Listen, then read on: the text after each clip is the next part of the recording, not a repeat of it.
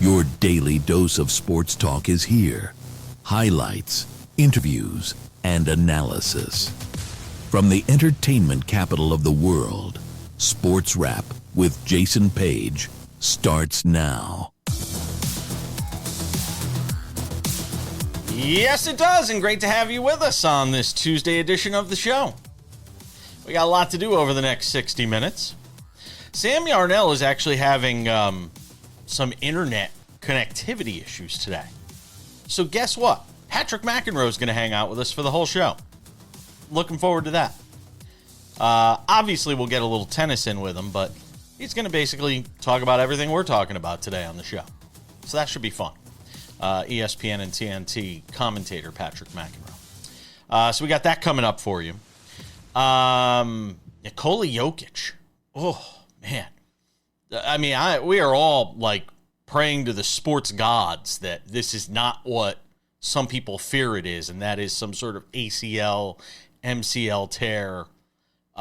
When somebody hyperextends their knee the way he did last night, we'll get into it coming up. It's never a very pretty thing, but we'll see. Well, there'll be an MRI. By the time you see the show, the MRI may have already been done. But we'll certainly talk about it best we can with the information we have, and obviously see where that goes.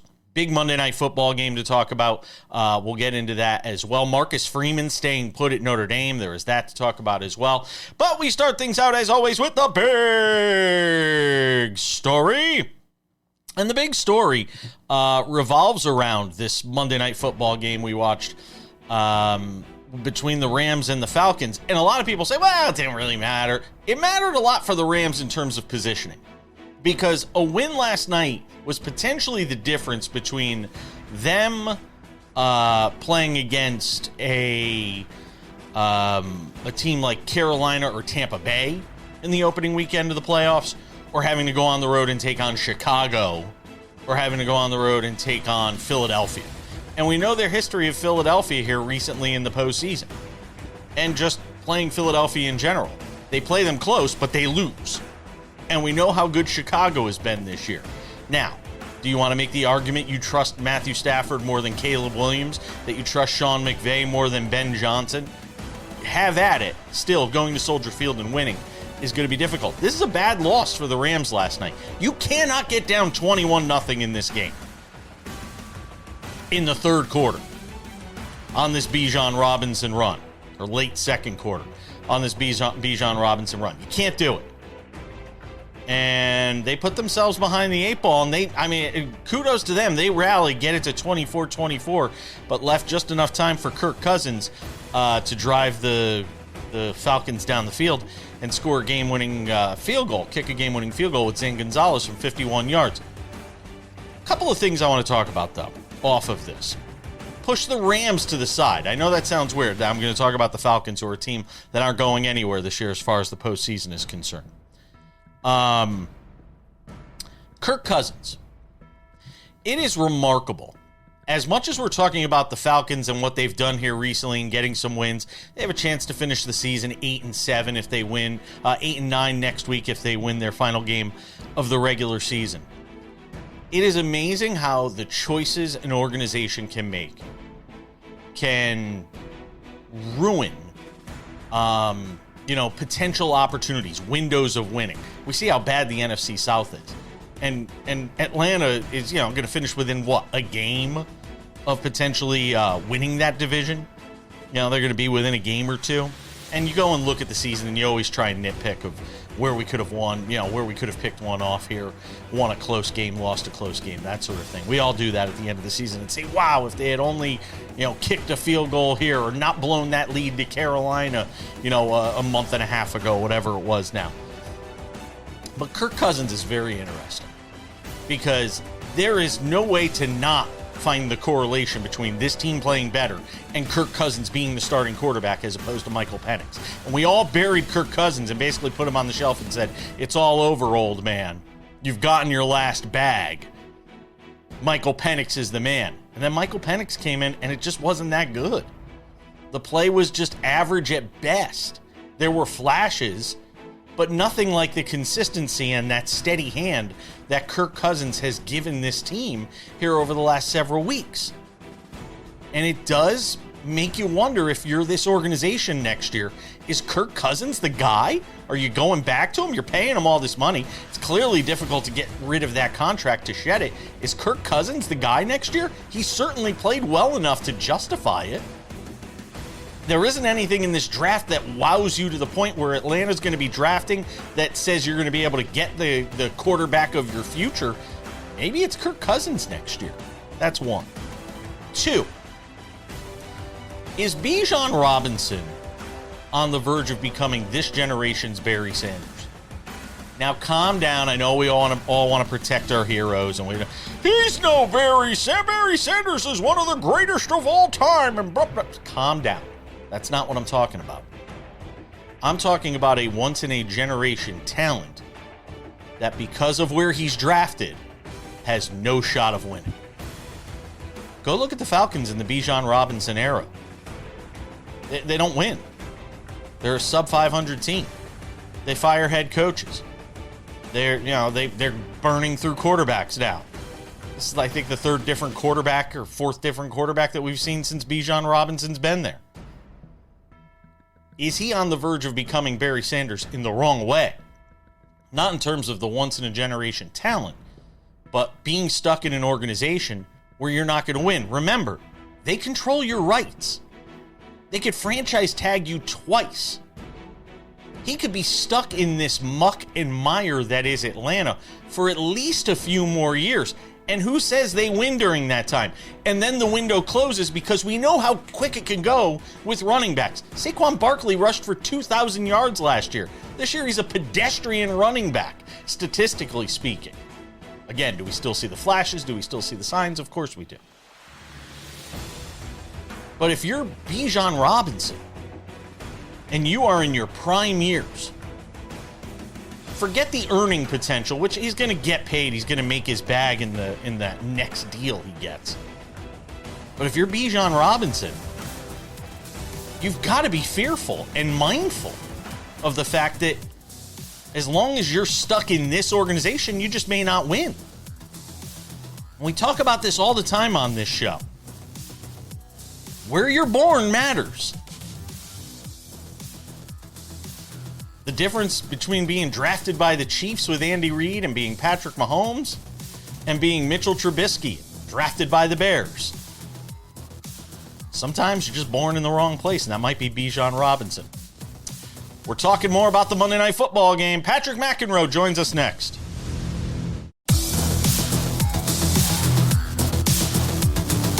Welcome back to this Tuesday edition of the show. SportsWrap continues from Las Vegas and from the East Coast, because we have a special guest hanging out with us today, Patrick McEnroe. Very special. Special to be with you, Jason. Happy holidays, my friend. We had a good last week or so, and New Year's. I hope you celebrate in style out there in Vegas. A lot going on, I'm guessing. So there's always something going on in Las Vegas. ESPN and TNT's own Patrick McEnroe hanging out with us on the show. As we'll do some tennis later on, because if I have Patrick McEnroe on, I have to talk some tennis. And yesterday I had a lot to say about this battle of the sexes, which was not much of a battle. It was really, I thought, farcical, but I want to get Patrick's opinion on that a little later on in the show. So I was talking about this in the open today in the big story, Patrick. This idea of, and we talk about this all the time in sports, where you're born matters. Patrick Mahomes being drafted by the Kansas City Chiefs has a lot to do with why Patrick Mahomes is where he is in his career. If Patrick Mahomes had been drafted by the, Chicago Bears, as opposed to Mitchell Trubisky, who wound up drafted by the Chicago Bears, maybe their careers wind up different. And we're finding that out with somebody like Bijan Robinson, who's having this amazing career over his first few seasons in Atlanta with the Falcons, as this dynamic running back that can do everything. And I don't know how long that fire stays lit, playing in an organization like Atlanta that struggles so much year to year and just can't seem to get their you-know-what together. But I wonder if there's a risk that he becomes this generation's Barry Sanders, in that we're talking about a once-in-a-generation talent, a guy that's going into Canton one day for the Hall of Fame, but doesn't really ever have a chance to play meaningful postseason football because of the team he's born into.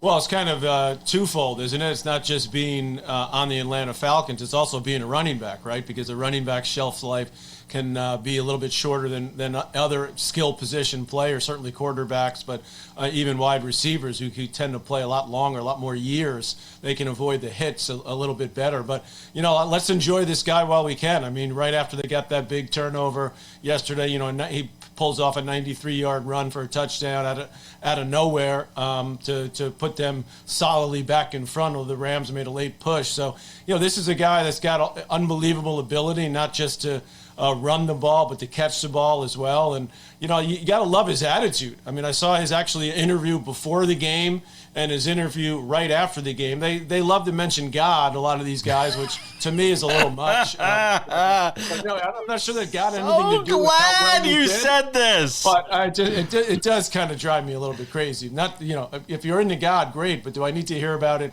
how it affects, your team and so on? It's a little much. Anyway. Hold on. No. I cannot let you get away with being the only one who gets to say something about this, because I have to say something. I just once, in the post-game scrum in the locker room for the losing team, if I heard just once when Bijan Robinson lost one of the 9 losses that the Falcons had this year, in that post-game presser, if somebody asked, and he was just like, man, I want to thank God for this loss. Yeah, I want to thank God. If I heard that just once, and this is not an anti-religion thing. I'm agnostic. I don't go anyway. I was raised Catholic. I'm a recovering Catholic, as I like to say. It's fine. But if just once one of these guys said after the game, I want to thank God for this loss, man. We got through it. Whew, man. Thank the good Lord for this loss. Then I'd be okay. I could buy it. But I can't when it's only after they win. So God wanted you to win. They wanted the other team to lose. I'm sorry. Right. I digress. You were allowed. You went off on your tangent. I started you. I teed you up. You did it. But let's talk about what the guy does on the field, because that's pretty remarkable to watch. And I heard Joe and Troy talking about the greats of all time, Jim Brown. I'm not sure you want to go there, but you mentioned Barry Sanders. Yeah. There's sweet. Yeah. There's Walter Payton. There's quite a few that you can bring up over the course of the last 40, 50 years. And this guy's, putting himself into that conversation. So to your point, you're right. It is a little bit out of his hands. And I think that's one of the reasons probably why Barry Sanders retired early, because he just said, I'm getting beat up. Yes. And I don't have a chance to win a championship here. The NFL, to me, is a lot different, though, now. And I think, the bigger picture coming out of that game for me was the fact that I've been high in the Rams, as many of us have been. My Super Bowl pick before the season started. Yeah. And, as good as they are, there's just no great team out there. Nope. And even, look at the Eagles, you look at what's happened in the AFC, Seattle's good, San Francisco's good, but are any of those teams looking like they're unbeatable? Even Josh Allen, makes that great drive down to get to within a point. They go for the 2-point conversion. And these are the 2 best quarterbacks in the league right now. Josh Allen misses. The guy's pretty much wide open for the 2-point conversion to win the game. And then last night, Stafford throws a couple of bombs, a couple of which almost got caught. But the one, I can't remember who it was to, was early in that last drive when the guy was wide open. I mean, he was wide open. And you're thinking to yourself, this is exactly the guy you want making that throw. And he missed the throw, and he knew it. So even these great quarterbacks, Stafford's got 1 Super Bowl ring, Josh still looking to just get into the Super Bowl, are not guarantees. You know what I'm saying? Like if it was Tom Brady or Peyton Manning making those throws, would they have missed those throws? Well, I mean, maybe. I guess it's possible. I mean, it's possible. I'll tell you what's more interesting to me, though, to flip it from the young and Bijan Robinson to the older and Kirk Cousins, who everybody had dead and buried, basically, as far as his career was concerned, despite this massive contract after Michael Penix Jr. becomes the quarterback. In the final minute here, a thought on him, because the way Atlanta's played over the last few weeks, they've got to be going, well, is this guy our starting quarterback next year? We're paying him anyway. Maybe they go back to Kirk Cousins next year. He could clearly still play. I think the issue there is Penix showed some signs of being pretty good. You're carrying two guys that arguably could start. The way the NFL works now, you like to have a good backup, particularly one that's a veteran like Cousins. You bring Phillip Rivers out of retirement. I mean, he played decent enough. It's not like he's terrible. He could play. Cousins is obviously quite a bit younger, but he's still up there in age. And do you want to go with him as your starter, knowing that it's pretty likely he's not going to play all 17 games, right? I mean, and so how much do you put into that?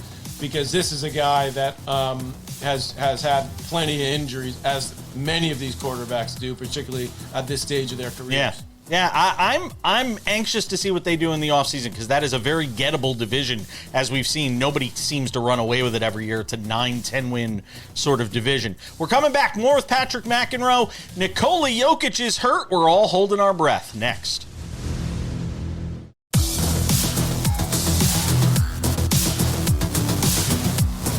Welcome back on this Tuesday. Continuing the conversation with Patrick McEnroe, who's hanging out with us for the show today. His internet works fine. Sam's did not. So that's why. So as they say, stuff happens. Just get a better opportunity for me to spend a little more time with you, Jason. I know, which we don't get enough of, my friend. No. So Patrick McEnroe. By the way, I forgot to mention. Bad job by me. Patrick McEnroe, weekends, SiriusXM, Mad Dog Radio? Mad Dog Radio, Channel 82. Just signed my extension, so psyched to be back for a little Saturday morning action. I got my little breakfast club there, starting to gain some followers and listeners, so it's been fun. What are you doing, 11? What time are you on, 8 a.m.? A little early, 7 to 8 a.m. Eastern time. So not exactly the time slot of a lifetime, but... some of us have to earn our keep, Jason. So Lord, you don't have to earn anything. You're Patrick McEnroe. Come on, man. I got to talk about the NBA. I was sitting here watching the game last night, and the alert came across my phone about Nikola Jokic going down with this knee injury, and people are seeing it here on the screen. He hyperextends the knee, and whenever you see that sort of hyperextension, frankly, we just saw it with Patrick Mahomes. And it was torn ACL. And turned out he also had a torn LCL, which they're going to do surgery on. And maybe he'll be back by the start of next season. We'll see. But a big guy like Jokic, all that weight and sort of hyperextending that way. You ever suffer a hyperextension like that, Patrick, when you were playing tennis? I had a kind of a nasty knee injury at one point when I was actually returning from my shoulder surgery, which is sort of the tail end of my career. But anyway, I had a knee that I couldn't straighten out. It was during the Australian Open, which is coming up in a few weeks. And I was down there playing, and I'll never forget I had it taped up, and I couldn't straighten it. It hurt. I came back, went to see my doctor, who at that point was a big-time doctor for the New York Giants. And he looked at my knee, and he said, I think we should go in there and you should scope it. And I'm like, really? What's wrong with it? What's the problem? He goes, well, just go in there and clean it up. And I had just come off of having a shoulder surgery that got totally effed up. So I had the wrong operation done, which at that point I still didn't know. So I was a little hesitant. I was like, really? I went to see another doctor down the hall, literally in the same building. He goes, yeah, try this brace. Let me give you this brace. He goes, I said, how is feeling now? Because I hadn't played for about 5 days because I'd come back from Australia, so I'd rested a little bit. He goes, try this brace. Never had a problem with my knee again, ever. Huh. And the guy wanted to do surgery because, he thought of me like a football player. I'll just go clean it up. You'll be back in 3 weeks. I said, well, tennis is, we're not quite as tough as football players, but if you're a lineman in football, you got to move just one direction. Right. Tennis, you got to move all, multiple directions. So anyway, I learned my lesson there that don't, maybe get a second opinion at times. Yeah, well, I'm sure they're going to be looking at multiple options when it comes to Jokic. Well, by the time you watch this show, folks, you may already know what the MRI yields on this, but I've seen everything from different doctors who have watched the video and said it could just be a hyperextension. They're optimistic, to others who say, look, this could very well be a torn ACL. And if that's the case, you're basically dooming, it's basically the Nuggets season. that's at risk at that point. We do not want to see that. No, nobody wants to see it. This guy's been unbelievable, especially the last couple weeks. Just been absolutely amazing to watch him. Christmas night was insane.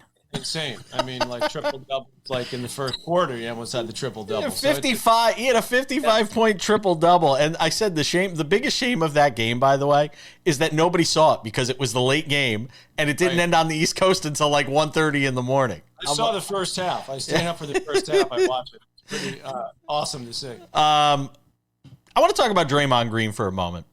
So he's got a couple of different podcasts he does. One with our friend Jordan Schultz, where Draymond Green talks about football. And then he has his own podcast, which he talks about basketball in.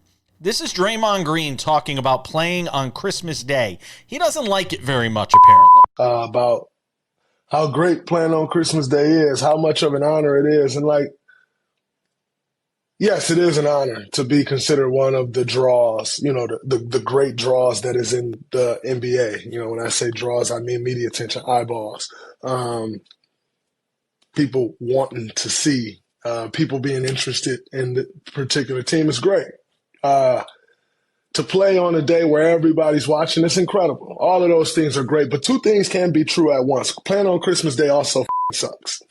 And the reason it sucks is, number one, what I just said, it can affect your mood. Number two, we are human beings, and just like everyone else, enjoy Christmas Day with their families. That kind of gets messed up for us in their homes or on a vacation with their families making memories. We don't get that opportunity. So I hate when people are like, oh, man, it's an honor to play on Christmas Day. People should shut up. Like, no, you should shut up, because whether you played on Christmas Day or not, I don't really care of the perspective, whether it's the perspective of someone that played on Christmas Day or someone that has never come close to playing on Christmas Day, or an NBA game for that matter. My stance on it is the same. Playing on Christmas Day is great. It's fun. You get all the eyeballs, but you miss family time. And so for all of those. So there you go. I mean, that's the essential gist of what Draymond's saying. There are a lot of people that are going to say there's a lot of other people that have worse jobs working on Christmas Day than you, Draymond. Patrick McEnroe, what do you say? I say I'm glad he has his own podcast, because it sure takes him a while to get to his point. I mean, he makes the same point over and over again, which is, you can say that in 10 seconds, Draymond. So maybe you need to work on that if you want to continue your career in TV. But look, show business. Welcome to the jungle. I mean, you're out there in Vegas. This is what people do. My wife's a singer. She's performing all through, oftentimes throughout the holidays. If you're in a show, we went to see a Broadway show a couple days ago, the whole family, and my kids loved it. And it was a Bobby Darin show, which was tremendous. The lead guy was amazing, busting his ass out there. And my wife, having done that throughout her career at different times and in holiday shows, says, well, we're going to leave, we're going to go home, and he's going to have to do that like 6 times again in the next 4 days, meaning like the star and all the people in the show. Yeah. So, Draymond, we're not crying for it, my friend. The reason he gets to go on those nice vacations is because you're making a lot of money playing basketball. And you could have Christmas, Eve, or maybe the day after, and these are we're not feeling that sorry for you, okay? And the Warriors are probably not going to be in the mix. And by the way, the NFL sort of taking over Christmas now. Yes. Like they've taken over everything else. So the NBA at some point might be, do we really want to put all these games up? Killed in the ratings, but that's another story. Draymond, I've worked every holiday for like the last 30 years. We're coming back.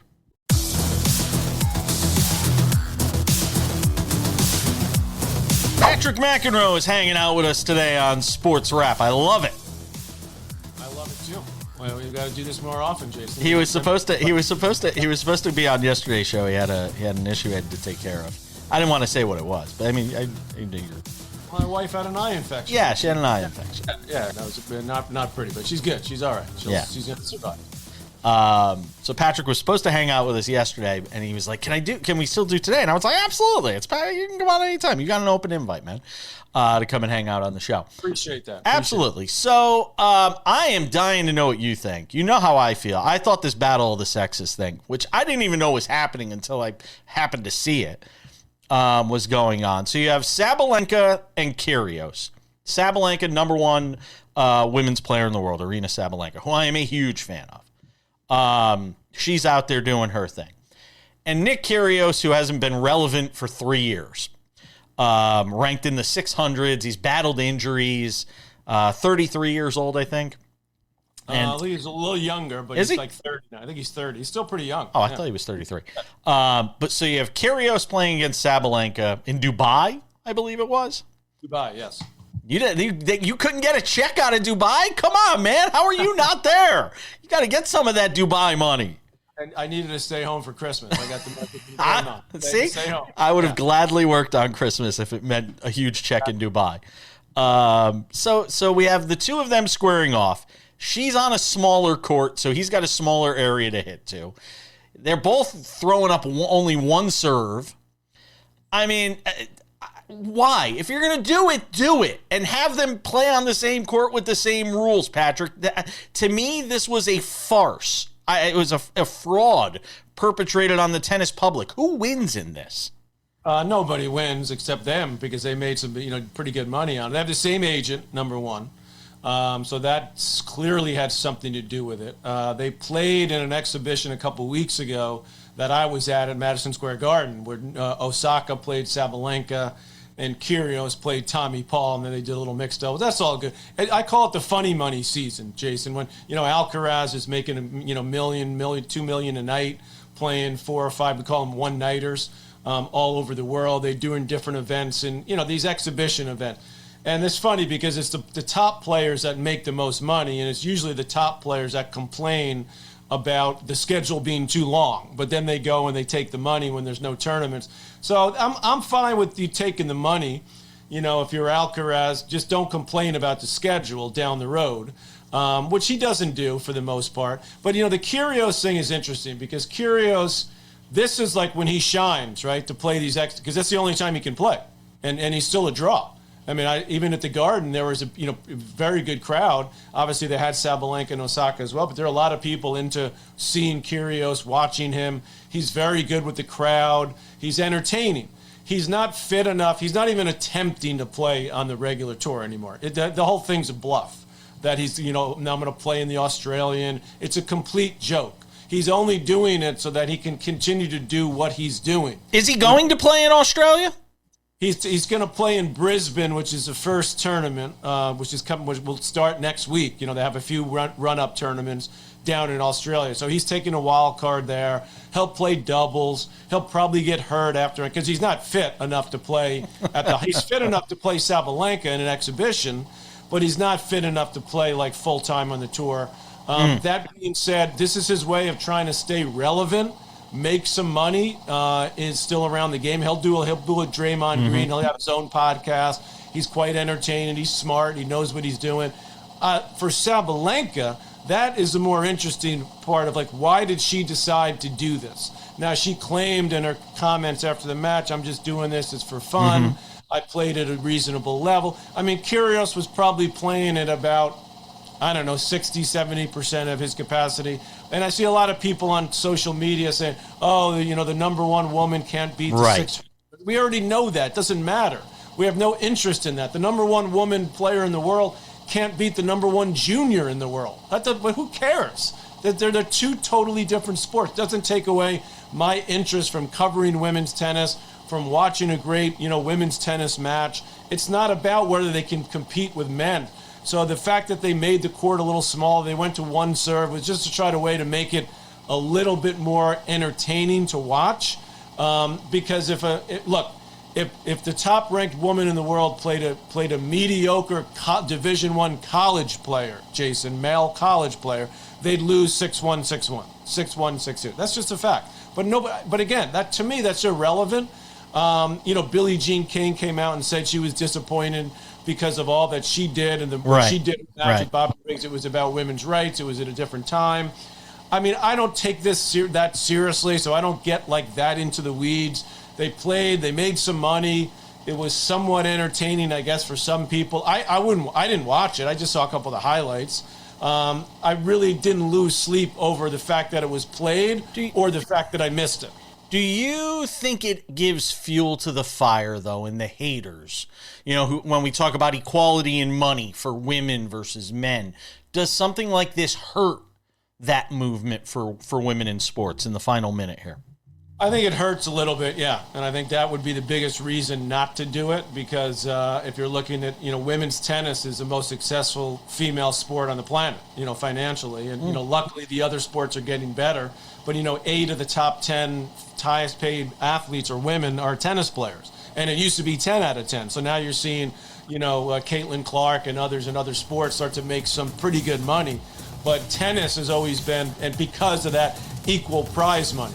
Now, the fact of the matter is that the regular tours, when they're separate, the men's and the women's tours, the men's tour is much more successful financially. It's just a fact. I just saw that, the numbers are not even close. But in the majors, they're all paid the same, because it's one ticket to get in, to the event for the most part of the tournament. So so it doesn't help that argument for women. No. Patrick McEnroe's hanging out with us. ESPN, TNT, SiriusXM. More with him next.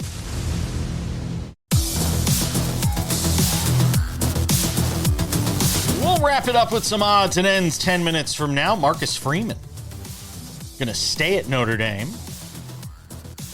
And Tiger Woods, easy for me to say. Tiger Woods is 50 years old. Wow. He's joined the ranks of Patrick McEnroe in the 50 club. No, I'm not going to be there much longer. No, I know. I got 6 months to go. You don't look it, and that's all that matters. You don't look it, and you certainly don't feel it, and you don't play tennis like it, as I found out when we hit a couple of balls a couple of years ago. And I'm sitting there trying my hardest, and Patrick's just sitting there bunting it back to me. And I asked him the other day, I'm like, why aren't you playing? I was at a pickleball court. There's a pickleball court. Now I'm going to get on this. So there's a pickleball court right next to where I live. 4 courts. I take my dog and walk him around the park there. There are people lined up every day to play pickleball. I mean, just tons of people there. And they all alternate, and they got a nice system. And I took a picture of it, and I sent it to Patrick, and I'm like, Patrick, pickleball? And he's like, nope. I try to avoid it. Yeah. Well, I'm into it. Here's what I compare. Pickleball's like bowling. It's careful. Don't insult my sport. That's my game. That's a game, not a sport. No, it's a sport. All right. Sure. Okay. Anyway, it's very social, and I like it. Just like bowling. I tell you. Same, right? You go bowl a tournament where you got to bowl 9 games of qualifying every day for 3 days, and then tell me it's not a sport. If you play enough pickleball, you could get tired too. Actually, a lot of people get injured playing pickleball because they haven't been doing stuff, and they go out, and so the orthopedic surgeons are loving it. Knees, ankle. Be careful out there, Jason. I'm not playing it yet. I've got a paddle, but I have not played yet. I have not tried it yet. I'm afraid I'll embarrass myself. So, Patrick, the tennis season is coming up. What is the storyline you are most looking forward to on the men's side? I know the continuation of Alcaraz and Sinner is great. Another year of Djokovic. Can he get one more? What is it that you're looking forward to the most in 26? To me, it's been this. It's similar to what I've seen just in the last 6-9 months. Who else is going to step up? Who can win? If you had to say right now, outside of the big 2, who would be your bet to win a major? Other than Sinner or Alcaraz, would it be Djokovic to get one more? Would it be Sasha Zverev? Would it be one of the Americans, Taylor Fritz or Ben Shelton? Can Tiafoe come back? He had a down year. Tommy Paul. Some of the other younger guys coming up, Mensik from the Czech Republic, Mahac, there's a bunch of guys, Fonseca from Brazil. I think he's probably got the most upside of the young guys coming up. He's 18, I think maybe just turning 19. But it's interesting. And then you look at the guys that were there that thought they were going to be the guys right after the big 3, before Sinner Alcaraz came on the scene. Medvedev, Tsitsipas, Zverev, Rublev. Only Medvedev's the only guy that's won a major. at the U.S. Open when Novak was going for that calendar year Grand Slam. And all those guys have sort of fallen off. Medvedev's had a good second half of the year last year to kind of get back in the mix, but, Tsitsipas is a disaster. Rublev, okay, he's still decent. But to me, it's like who of those players is going to or can any of them do it? I mean, the odds say now they can't. I mean, the odds say it's going to be all Sinner Alcaraz unless one of them gets hurt, and then you got to just pick off one of them. But at the moment, they have distanced themselves in a way that even the big three didn't distance themselves that far away from the pack. Because you had Andy Murray, you had Wawrinka, you had Del Potro, guys like that that could sneak in.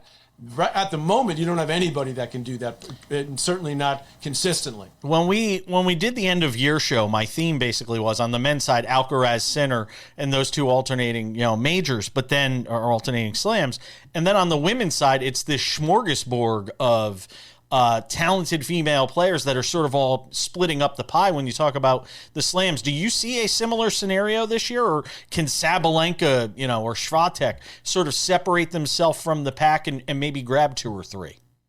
I think Sabalenka, she was in the finals of, I think, three of the four last year, and including the French, which is her worst surface, losing to Coco Gauff there. But I think that the top few have separated themselves. You mentioned Swiatek is certainly there. She took a step or so back, but she did win Wimbledon last year. She can win on any surface, which she's done. Coco, still trying to sort of fix that serve and the forehand, just make it more consistent, especially under pressure. I think those three are definitely have sort of distanced themselves.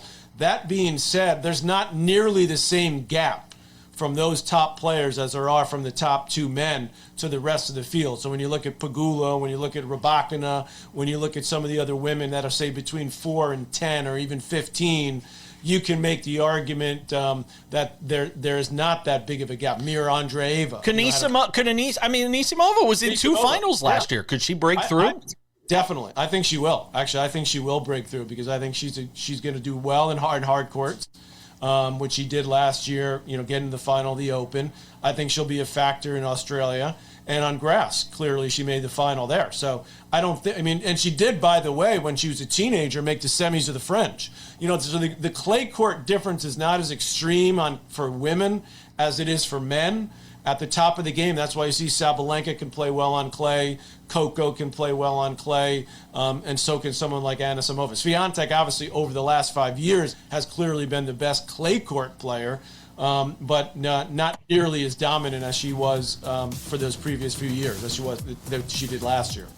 Patrick McEnroe's hanging out with us. I'm going to hold him for one more. We're going to do odds and ends. I got to know what you think about Tiger Woods at 50, playing on the Champions Tour potentially. And Marcus Freeman's decision to stay at Notre Dame for now. And I do think it's for now, not forever. We'll get into that as well. Patrick McEnroe of ESPN and TNT on the tennis side, SiriusXM Radio. You can catch him on Mad Dog Radio on the weekends as well. Don't go anywhere. Lots more to do.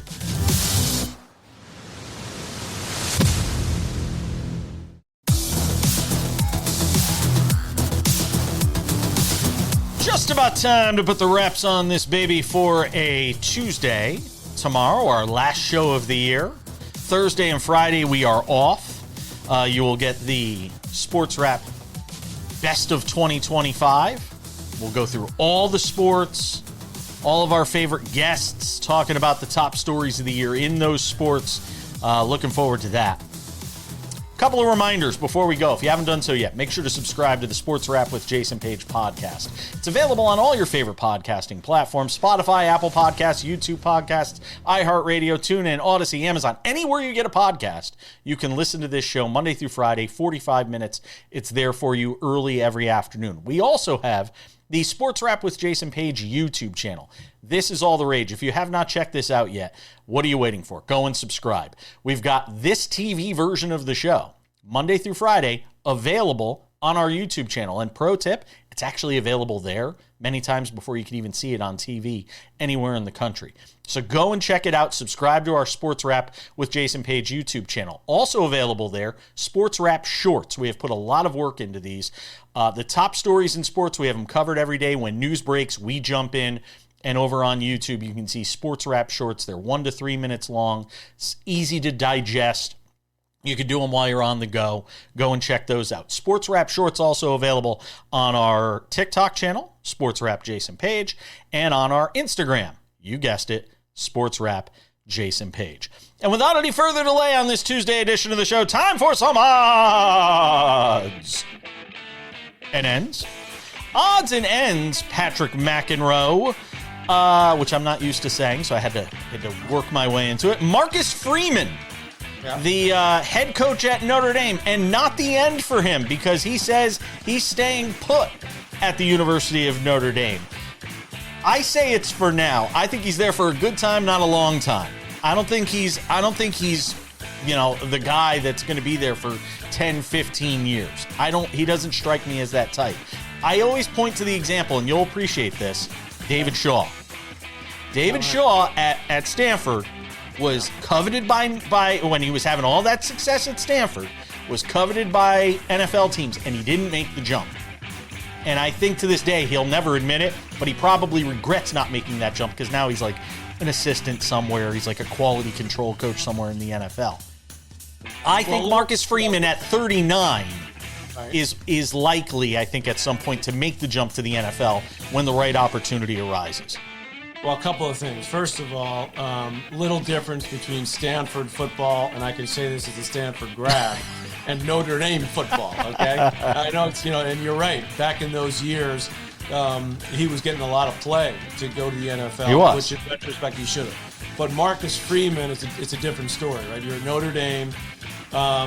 He's kind of helped rebuild Notre Dame in the last 5 years to where, they played for the national championship last year.